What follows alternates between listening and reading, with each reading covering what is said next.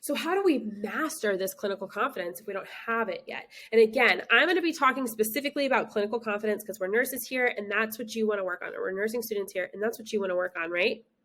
It's gaining that clinical confidence. So I'm going to be talking to you about that. However, you can apply this and you should apply this to every aspect of your life. Remember, we're talking about nursing, but you are a person first.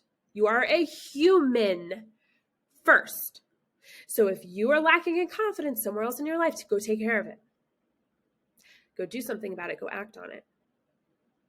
Become the best version of yourself to become the best version of a nurse that you can be.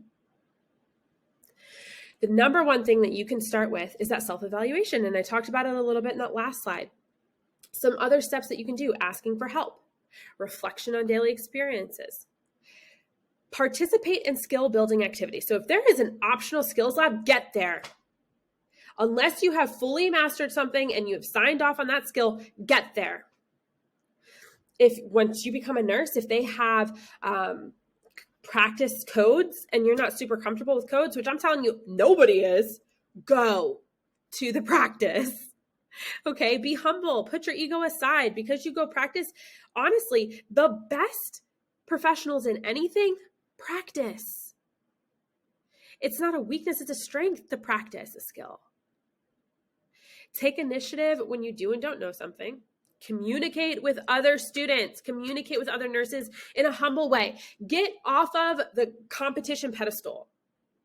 Nobody cares that you got an A++ in pathophys versus a B++.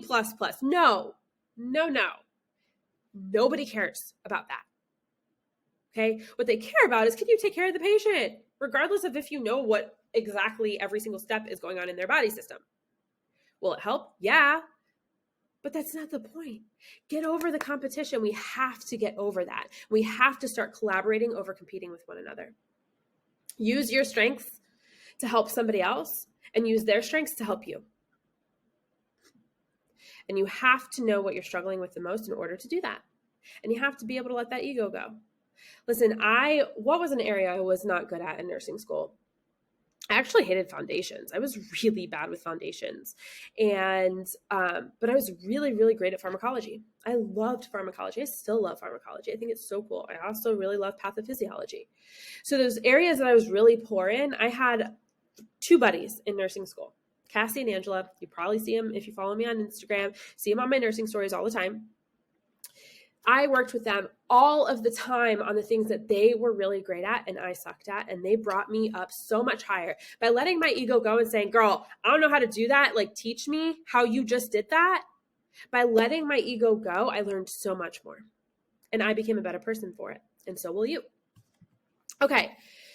So we're going to get into this Empower 90 practice and building your confidence and the daily empowerment now.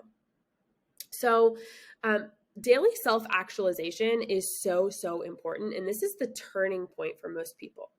Most people do not sit down and reflect on their day. They do not sit down and reflect on what they did well and what they did bad. Most people have anxiety and don't know where it's coming from. And a lot of their anxiety is because they don't know. It's because of the unknown, because they haven't taken the time to sit down and think about it.